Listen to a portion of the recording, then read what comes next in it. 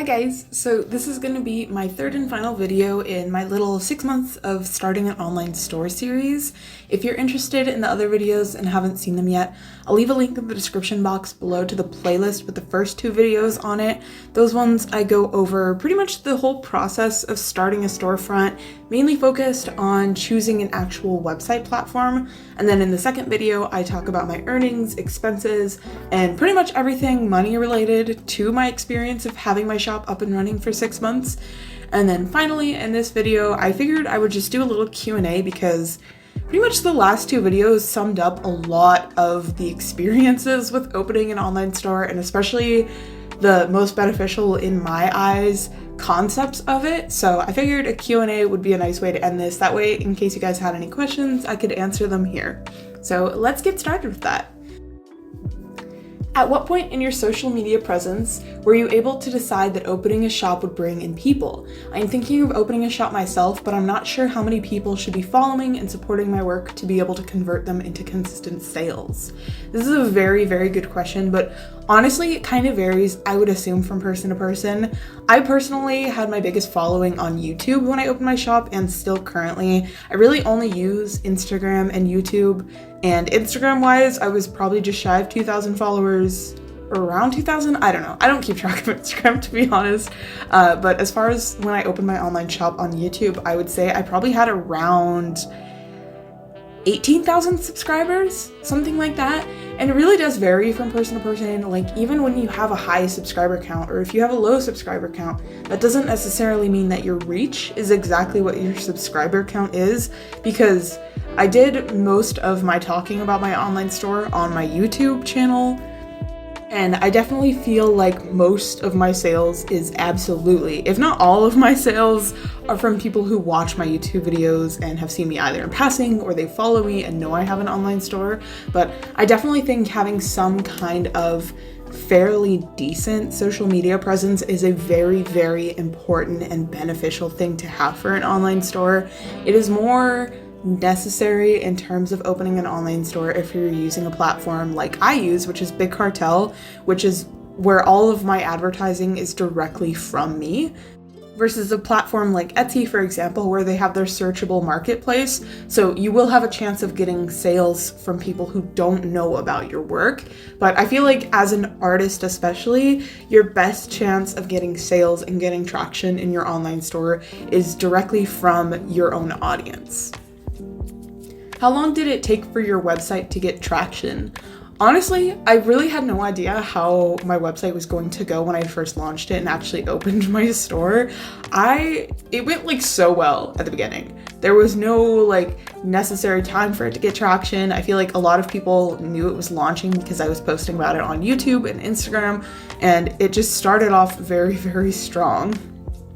Were you nervous when you first started? Surprisingly, no, which is like very weird for me. I feel like I was very at peace with opening my online store. I was more excited about it as opposed to being anxious about it. So when I first launched my online store, like the day of, more than anything, I was just really excited because it was something that I had put so much time and energy into, and I was so excited about and like happy to share it and see how it goes and stuff like that. So surprisingly enough, like every time I've done a shop update or just like launching my store, it's been a lot of excitement from me versus actual just being nervous. How did you know you were ready to start an online shop? Things like having a consistent art style and your art being at a high enough quality to sell so that people would buy it. This question is also going to vary from person to person. For me personally, I have a very loose understanding of an art style. I don't really focus on having any kind of consistency in my art style because I personally know that while I do have an art style, it's constantly changing and growing as I evolve as an artist. So that's something that's not super like relevant to me at all. Like, I don't really consider that to be something that a person would even need to have like standardized for an art style for them to open an online store, because like for me personally, I know over the course of even just like now, the things that are on my online store, my more recent products are definitely different than like my older products because my art style has changed, and I just think that's a normal thing that's going to happen. And I think it really just boils down to If you're happy with your artwork, then it's fine. Like, that's high enough quality of your own artwork. If you're happy with it, if you're at a place where you're comfortable with it and you'd like to make products of it, I think that's a good place to be like, hey, I'm ready to start an online shop. And then the next question was, how can you determine what's good enough to sell? That's pretty much the same concept. Is when you are happy with your artwork, that's when you're good to actually sell your artwork. There's no definite point where it's like, okay, when your artwork gets to X standard, that's when it's good enough to sell. I think it's more important about how you perceive your own artwork and when you're at a happy place with your own artwork. Because, like, yes, I guess the, like, better, air quotes, your art is, the more people are going to be drawn to it. The prettier your artwork is, the more people will be drawn to it, stuff like that. But it's really impossible to nail down a specific point in anyone's artistic timeline where your artwork is good enough to sell. So that's kind of hard to answer for that aspect, but I completely understand the worry behind it of like, oh gosh, is my artwork, like, are people gonna buy this? Do people want this? But I think you just have to be at a good point in your own headspace with your own artwork. Was it hard to price your art? Yes. Oh my god, absolutely. I still struggle with pricing products that I list in my shop. I think it's really important to actually look at what other people are selling their artwork as, so whether that be people you follow, or if you're just straight up like searching on Etsy. Like for me, oh my gosh, like sticky notes and lanyards and prints and stickers, everything has been like, I really need to look at what other people are selling their things as, and then not only factor that into the equation, but also, of course, what you're actually spending on manufacturing the products, whether you're printing them at home or you're getting them outsourced from a company. But even now, for me personally, I still every now and then get this weird feeling of guilt, like I could be charging less for my products and I should be charging less for my products, even though it's not like I have like an insanely wild like profit margin or anything like that. It's just weird because like sometimes I feel like I'm not offering enough, I guess, or like, I don't know, it's weird. It's weird. But it is so hard in my experience to price products. But definitely the thing that has been the most beneficial for me is actually looking at what other people price their products for. When you started your shop, which social media did you use to advertise? I did touch on this earlier. I used my Instagram and my YouTube. Those are really the only social media I have. I know like Instagram is a trash platform. I have a very loose mindset towards it. I used to be very like have a toxic headspace as far as Instagram goes. That is gone now, thankfully, which is very nice. I just kind of post when I want to, and that means it's extremely inconsistent, but that's okay. I know a lot of people have more social medias. I think as far as having a like art-oriented social media, I think it's definitely beneficial to post on any of them that you have. So like whether that be Twitter or Reddit or Tumblr or Instagram or YouTube, just wherever you have it. I don't think you need to have every social media. Like I don't have anything else. I don't have an art TikTok or a Twitter or anything like that because personally for me, it's really hard just to balance YouTube and Instagram. So I know personally, I do not need anything more. How many hours per week do you put into your shop? This is something that is extremely inconsistent for me. Some weeks I'm putting in probably like 30 hours. Some weeks I'm putting in 0 hours. It just kind of depends where I'm at. Like obviously if I'm getting orders, I want to pack those. Sometimes that means I'm getting like 50 orders a week if I'm doing a shop update, or sometimes that means I'm getting 0 orders a week. So I'm at a place in my shop journey where it's just like a side job. It's not my main source of income. So I don't need to be consistently putting in a ton of time and effort into it. If I'm doing other stuff, I'm doing other stuff. What is your process for shipping out and packaging orders and organizing your space? So I try to organize my shipping area and like everything I have stored for shipping in a very easy to grab, easy to see kind of fashion. So I actually store all my shipping supplies on a rolling utility cart, like one of the little 3-tier utility carts from Michael's. Most of my shipping supplies and a ton of my products are actually just on the top shelf, which I have in individual containers. And then I have other things like mailers and like stamps and all that kind of stuff on the bottom shelves. So if I'm packing just a couple orders, sometimes I'll just straight up grab exactly what I need from the closet and then come to my computer station and actually package the order. If I have a lot of stuff to package, I'll take the whole cart out of the closet. But I think it's very important to keep everything in a very organized space, but at the same time where it's super easy to grab everything. That way, like, if you just have to package one order, it's not like you have to dig out a ton of stuff. You have to like dig through containers to find your mailers or your stickers or whatever it be. I think it's very important to be super organized, which I'm grateful that my area is very, very organized. What's your process like for scanning and printing your artwork? Like, what scanner/printer do you use? What about paper? What do you do when scanning so that your colors and details pick up nicely? And then how do you configure colors for printing, etc.? So if you guys were not aware, I do all my 5x7 prints and all of my stickers from home. So as far as printer and scanner goes, my printer is a Canon TS9120. It's a model that is not like readily available from big stores. Everything online is pretty much smaller companies or individuals reselling the printer, and I don't know enough about printers to recommend like a comparable alternative, so I'm very sorry on that front. The scanner I use though is an Epson Perfection V39. It's not the model I initially wanted, which was a more expensive one, but it's the one I settled with because it was in stock, and it is such a nice scanner. I love it so much. So as far as the scanning process goes, I just use the Epson software. I scan it in at like 600 DPI, and honestly, my scanner does such a good job keeping the colors really close to the original. I do more often than not have to do some kind of minor editing in Photoshop just to either like play with the color balance or play with the levels or just very minor editing, but it does a really good job and I'm so immensely grateful for that. And then my printer does a really good job as well. I have had no issues with it and I'm so happy with it because it was just like a home office printer that we got and it works immensely well. It was the printer that Emily Artful here on YouTube said that she used for her own artwork at home, and that's why I ended up purchasing that one. So if you're interested in getting a printer, that's something you could also take into consideration, is just finding artists or shops that you like, and if they print from home, finding out what actual printers they use. I know in my situation that's not helpful because like I said, you can't really buy this printer anymore, so that does not super help, but I hope that's some kind of helpful insight. Do you recommend Redbubble, which makes the products for you, or things like Etsy, where you have to handle making and shipping by yourself? This is a very good question. This is a question I've gotten asked a lot. If you're unaware, Redbubble is a site where you can post your artwork and then select which kind of products you'd like it printed on, whether that be prints, stickers, t-shirts, mugs, etc. And Redbubble gives you a small commission for the sales. They do everything from the printing to the shipping, all of that stuff. So all you have to do is upload your artwork, designate your actual commission amount, and then you're good to go.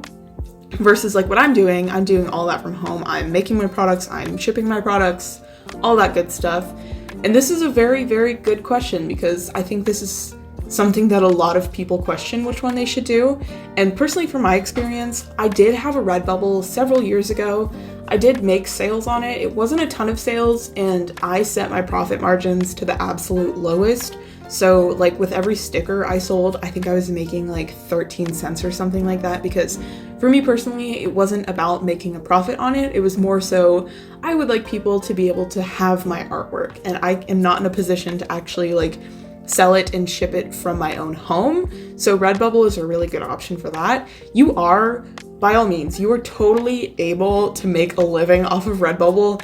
I don't know people personally, but I know there are artists and creators out there who genuinely make an insane amount of income off of Redbubble, which is crazy to me because you have to be making so many sales to make any kind of sizable income off of Redbubble. But it's very possible. Like, it's not an impossible thing. And I think Redbubble is a very good platform to dip your toes into selling your products online because it's so hands-off that it can just be a really good starting point and like a way to see how many people are interested in purchasing your own artwork and stuff like that. But as far as actually looking towards making any kind of profit, I don't think Redbubble is necessarily the best platform to go for because you really do have to be like booming on Redbubble to be making any kind of sizable income from it. Etsy or Big Cartel or whatever like shop platform you would be using is definitely going to be where you're actually making a lot more profit. However, it is a lot more work. You have to manufacture your products, whether that be from home or outsourcing. You have to ship your products, which is very stressful and a lot of work to actually get started if you're unfamiliar with that process. So it just kind of varies from person to person, but I do think Redbubble is a very good place to actually dip your toes into selling your own artwork. Have you tried making another website before through a company? If so, did you run into any problems with the company? So I don't have any like problem experiences. I really was like, when I was starting to make a website, which I talked about on the first video in the series, I kind of played with a couple of other different places. So a lot of website platforms will actually give you a free trial, or they'll let you like partially set up your website so you can kind of get the feel of things. Personally for me, I played with Big Cartel, which is what I ended up using, as well as Squarespace because they do a free trial, and then Etsy because you don't have to actually pay anything until you like publicly list products. So I think if you are in the boat where you're unsure of where you'd like to actually open your shop, I think that's a really good thing to do because you can see how you can organize your website. Like, I was very interested in Squarespace, but I wasn't super happy with their templates, and I really felt like putting my website on Squarespace, it didn't really seem like it was an artist trying to sell their prints and stickers. I feel like Squarespace is like a little, I guess, too professional. I know that kind of sounds weird, but Squarespace was just like, it wasn't it for me. And then Etsy's nice because you can play around with it as well. At the end of the day though, the reason I chose Big Cartel is because there are no like individual sale fees. I just have to pay a monthly fee for my website. But it's nice to be able to like play around with actually setting up your website to see how different platforms handle that. How has having a Patreon positively or negatively affected your experience online? Has it led to more engagement on YouTube, Instagram, etc.? As far as my online experience, I feel like the one thing Patreon has definitely done for me is like just having my own little corner where I can just like shout into the void about certain things, or like excitedly talk to my patrons about like new products I'm getting or new stuff I'm doing, especially when it comes to opening an online store. Like, it's really nice to go over there and just shout about the like new products I'm excited for. Like, when I made my sticky notes, I let everyone know because I was super excited about them, and like new prints and stuff like that. It's nice to have a very small little corner where it's a more like personal experience. And on top of that, it's really nice because like I recognize my patrons when they comment on my YouTube videos or my Instagram posts, and it's just very nice because it feels like a more personal experience and like a more personal connection with them because I interact with them more. What has been the most rewarding part of operating an online storefront? This is so easy for me to answer. It is absolutely seeing people like physically get my art. I love it so much when people tag me on like Instagram and they're like, my package came, like these are the things I bought. And it makes me so happy to see everything. And it's so cool when people tag me in like things where they've like put their stickers on like a notebook or something like that. Or like one of my patrons straight up has a wall of so much of my artwork. And it makes me so happy to see that. It's such a weird feeling. It feels so unrealistic in my mind that people buy my prints to hang them up on their walls. So actually seeing that, it like leaves me totally speechless because I'm like, you like my art enough to put it on your wall? And like, not only do you like one thing, but you like so many things that you have a straight up like wall space dedicated to. It makes me so happy. That is absolutely the most rewarding part of operating my storefront, is just seeing people with the actual product. So if you ever order from my store, or if you put like my prints up or my stickers on stuff, if you want to tag me on Instagram, I'd really like to see that. It makes me really happy. What advice can you give to young artists who want to start their own shop? Definitely, you can do it. You can absolutely do it. It's not an unrealistic thing. It's a very reasonable thing to be able to do, because I know for myself, when I was in middle school and high school, I constantly went back and forth between being like, yeah, I really want to be an artist. Like, I really want to sell my stuff and I really want to like make this happen. And then also being like, that's so unrealistic. I'm never going to make money off of it. No one's ever going to like, I'm never going to get to the point where I can do that. Like, I would constantly build myself up and break myself down with that concept and telling myself that it's unrealistic, like it's not going to happen, it's not a real career path, stuff like that. And that is so not true. It is absolutely an achievable thing. I think a really important thing in opening an online storefront is building a social media presence, whether that be on Twitter, Instagram, YouTube, TikTok even. I don't know. I don't even have TikTok, but I know people go crazy for art on TikTok, I guess. I don't know. But I think having a social media presence is really important. And that's something that you're able to do as a young artist. Like, I've been posting my art online for years and years and years and years, probably since, oh God. Well, technically I've been posting my art online since I was 11, but that was on DeviantArt. and my intention was not to build a social media presence. Not that it like ever distinctly was. Like, I think it's important to just have fun posting your art on the internet, but as far as opening an online store goes, it is definitely beneficial to have a social media presence or any kind of social media following for your artwork. So I think that's an important thing to do, and that's something you're able to start building and doing as a young artist. So that would be my like biggest recommendation, is just start posting your art online. Like, get traction with your own artwork, get people who like your artwork, and just kind of like make a name for yourself. And then eventually, like for me, that turned into opening my Patreon, which funded me opening my online store, and we've been smooth sailing since then, which is absolutely fantastic. But definitely biggest advice is you can do it. Don't tell yourself you can't do it, or that it's unrealistic, or no one's gonna buy your stuff, or like it's just not a realistic thing for you to do, because it's absolutely something you can do. I have been working towards my own online store for probably like 2 years.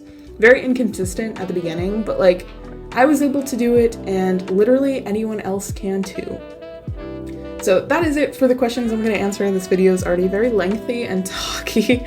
Like I mentioned before, I'll leave a link to the playlist in the description box below of the previous 2 videos in this series, and of course this video will be in that playlist as well. If there's any questions like shop related by any means that you guys have that I did not answer in any of these 3 videos, feel free to leave a comment below and I will get around to answering that. The whole point of this series is to just kind of answer questions people have and educate people and give my own personal experience of running my own online shop for 6 months, which, I mean, now it's been like 8 months. It's taken me a while to do this, but yeah. Thank you guys so much for all of your wonderful questions as always. Thank you guys so much for watching if you've made it this far, and then I will see you in the next one.